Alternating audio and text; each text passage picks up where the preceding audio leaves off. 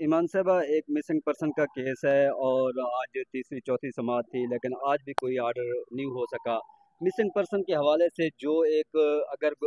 حبس بجا کی درخواست ہوتی ہے اس حوالے سے قانون کیا کہتا ہے اور یہ ججز کیا آرڈر دے رہے ہیں؟ دیکھیں 26ویں آئینی ترمیم کے بعد عدالتیں یہ آئینی عدالتیں نہیں ہیں۔ افسوس کی بات یہ ہے کہ حبس بیجا کی درخواست میں پہلی یا دوسری پیشی پر ایک پروڈکشن آرڈر آئینی عدالت جاری کرتی تھی روٹین میں، کیونکہ ہیبیس کارپس حبس بیجا کا مطلب ہی یہ ہے کہ آپ اس باڈی کو پروڈیوس کریں عدالت میں۔ تو ہیبیس کارپس سننے کا یہ ایک نیا طریقہ ایجاد کیا گیا 26 آئینی ترمیم کے بعد کہ جی پروڈکشن آرڈر نہیں جاری ہوگا جب تک تمام کامنٹس نہیں آتے، اور کامنٹس آتے آتے مہینے 2 مہینے 3 مہینے بھی لگ جائے تو ان آئینی عدالتوں میں انصاف کی ہمیں کوئی امید نہیں ہونی چاہیے۔ یہ اسی طرح ہے کہ ایک بچے کو بلوچ طلبہ جو ہے، ایک اسٹوڈنٹ سعید اللہ، اسے 8 جولائی 2025 کو ایک بس سے اتار کر شناختی کارڈ چیک کر بلائنڈ فولڈ کر کے اغوا کیا گیا۔ یہی ایلیگیشن جو یہی ریاست کہتی ہے بی ایل اے ادھر کر رہی ہے، آپ نے وہی حرکت اسلام آباد شہر میں کی ہے۔ ایک بلوچ بچے کا شناختی کارڈ چیک کر کے اسے جبرن لاپتہ کیا ہے۔ آج بھی نہ سی ٹی ڈی بتانے کے لیے تیار ہے۔ عدالت سے جب ہم نے آج بات کی کہ وزارت دفاع نے پھر سے ایک جواب دینا یہ مناسب ہی نہیں سمجھا، تو عدالت نے ڈی اے جی صاحب کو کہا کہ جی آپ کو میں نے ڈائریکشن دی تھی، تو وہ کہتے ہیں جی وہ آپ اصل میں آپ نے ڈی اے جی کو دی تھی تو یہ واضح نہیں تھا کہ وزارت دفاع کو کرنا تھا۔ تو یہ جو اور آئینی عدالت کو اس بات کو بس ایکسیپٹ کر لینا یہ سمجھ سے باہر ہے، کیونکہ اگر ہم آئینی عدالت کے پاس نہیں آئیں گے اور آئینی عدالت پولیس سے یہ پوچھ ہی نہیں رہی کہ آپ نے پرچہ ابھی تک کیوں نہیں درج کیا، ایف آئی آر کے بغیر کون سی تفتیش ہوتی ہے؟ آبویسلی 8 جولائی سے کوئی تفتیش ہی نہیں ہوئی، کسی نے یہ ایفرٹ ہی نہیں کیا کہ یہ ڈھونڈے کہ یہ بچہ کہاں ہے، کون ہے، کس نے اسے اغوا کیا ہے۔ تو اب آئینی عدالتوں کا یہ حال ہو چکا ہے کہ اگر کوئی اسلام آباد کی حدود میں بھی اغوا کیا جائے گا تو آئینی عدالت کہے گی جی رپورٹ آنے دیں۔ نہیں، کل ہم نے یہ دیکھا ادب سکھانے کی باتیں ہوتی ہیں، توہین عدالت وکیل کے اوپر لگانے کی تو باتیں ہوتی ہیں، تو جو اگر کوئی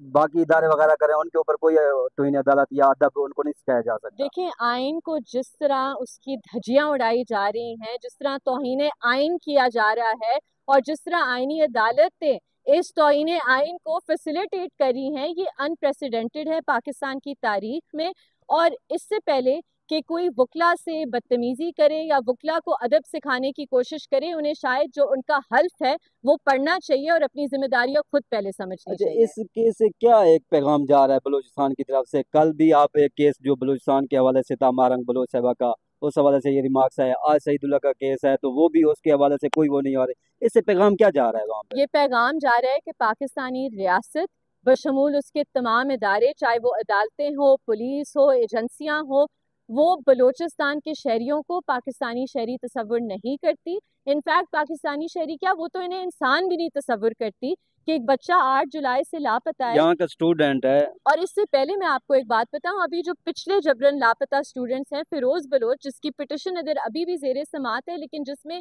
6 مارچ 2025 سے سماعت تک مقرر نہیں ہوئی کیونکہ لارجر بینچ توڑ دیا گیا ہے ایک سازش کے تحت، اسے ریکور نہیں کیا تو آپ نے 10 اور بلوچ طلبہ کو اٹھا لیا۔ آپ بلوچستان میں کیا چاہتے ہیں؟ آپ بدامنی چاہتے ہیں؟ کیونکہ آپ اس کے بھائی ہیں تو آپ کے کیا تاثرات ہیں کہ تیسری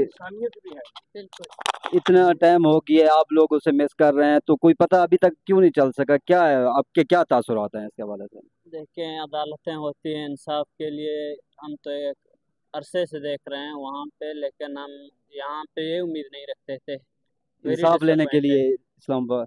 ویری ڈس اپوائنٹڈ۔ یونیورسٹی میں اس کی پروفائلنگ ہوتی ہے، نوید کے سر اسے دفتر میں بلا لیتے ہیں، اس کی ریشل پروفائلنگ ہوتی ہے، اس کے بعد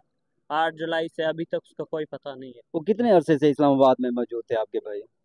یعنی ابھی وہ تیسرے سال سے ادھر پڑھ رہے ادھر پڑھ رہے تھے؟ جی۔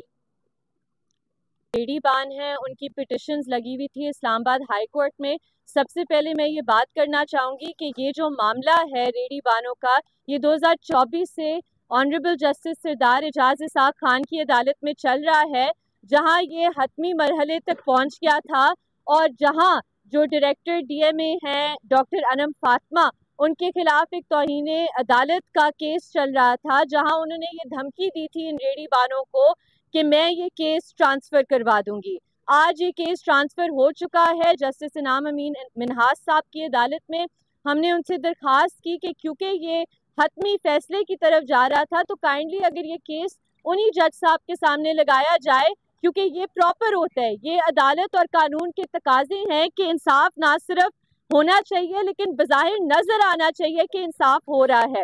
لیکن یہ کیس نہیں واپس چیف جسٹس صاحب کے سامنے پلیس کیا گیا۔ تو ہم نے اپنی بحث اس عدالت میں آج کی اور ہم نے یہ ریکویسٹ کی کہ بارہا جو عدالت نے اسٹے آرڈر جاری کیا ہے جس کے تحت ریڑھی بانوں کے خلاف کوئی بھی کوئرسو ایکشن نہیں لیا جا سکتا، اس کی بارہا خلاف ورزی ہو رہی ہے۔ تو آج کورٹ نے رسپونڈنٹس کو بھی یہ ڈائریکشن دی ہے کہ آپ نے ان ریڑھی بانوں کو تنگ نہیں کرنا، انہیں اپنا کام جاری رکھنا ہے۔ اور آج سی ڈی اے نے عدالت میں بتایا ہے کہ ریڑھی بانوں کے حوالے سے جو ان کی پالیسی ہے وہ ابھی اگلے ہفتے شاید جمعرات کے دن سی ڈی اے بورڈ کے سامنے جائے گی، جس کے بعد اس پر ایک فیصلہ کیا جائے گا اور شاید 2 ہفتے کے بعد یہ کیس پھر سے سماعت کے لیے مقرر کیا جائے گا۔ آج تمام جو اسلام آباد کے ادھر ریڑھی بان موجود ہیں، یہ صرف 50 ریڑھی بان نہیں ہے، یہ ہزاروں ریڑھی بانوں کی نمائندگی کر رہے ہیں، کیونکہ یہ مسئلہ پورے غریب طبقے کا ہے جو محنت مزدوری کر کے اپنے بچوں کے لیے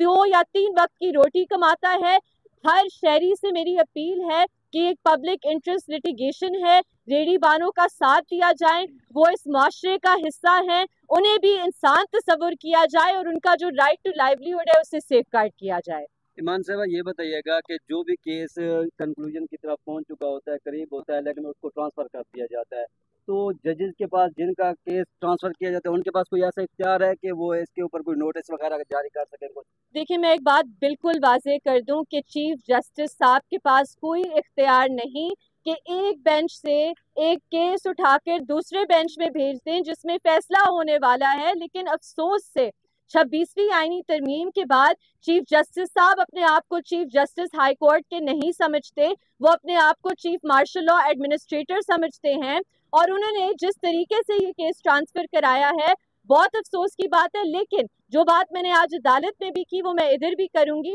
ہمیں ہر عدالت اور ہر بینچ پر اعتماد ہے کہ وہ ان لوگوں کو، اس محنت کش طبقے کو انصاف دے گا۔ یہ انصاف مانگنے کے لیے عدالت سے انہوں نے رجوع کیا ہے، تو عدالت نے ہی ان کے آئینی حقوق کو یقینی بنانا ہوگا۔